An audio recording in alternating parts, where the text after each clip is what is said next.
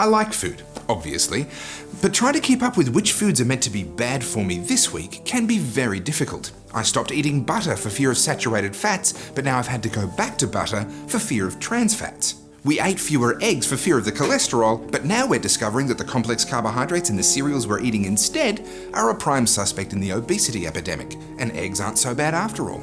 In other words, time and time again, the cure has been killing us. We've had crusades against salt, fat, trans fat, oil, eggs, meat, cholesterol, and the latest boogeyman, sugar.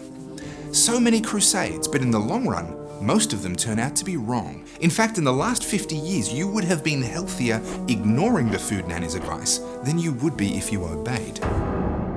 But not only are these food warriors mostly wrong, it's also none of their business what we eat. Eggs and bacon for breakfast on a Saturday morning are one of life's most beautiful luxuries, and no amount of "it's bad for you" is going to stop me from enjoying it. Being able to drive through McDonald's and refill my belly faster than I can refuel my car, and all for just a couple of dollars, is one of the great achievements of modern civilization. Do you want anything?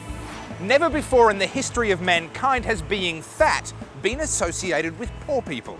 But some people do lack self-control and they get obese on fast food, which is why these food nannies want to spoil the party for everyone.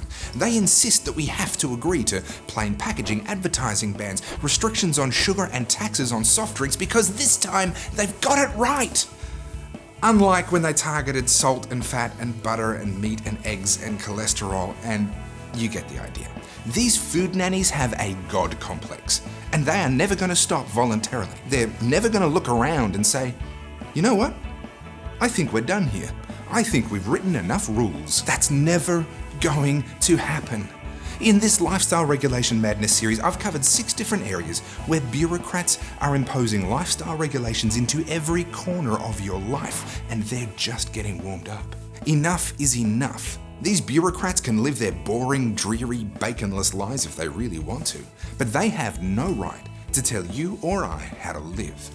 It's time we started pushing back, saying no, and telling them to piss off. If these busybodies want to make the world a better place, they can do it by getting a real job.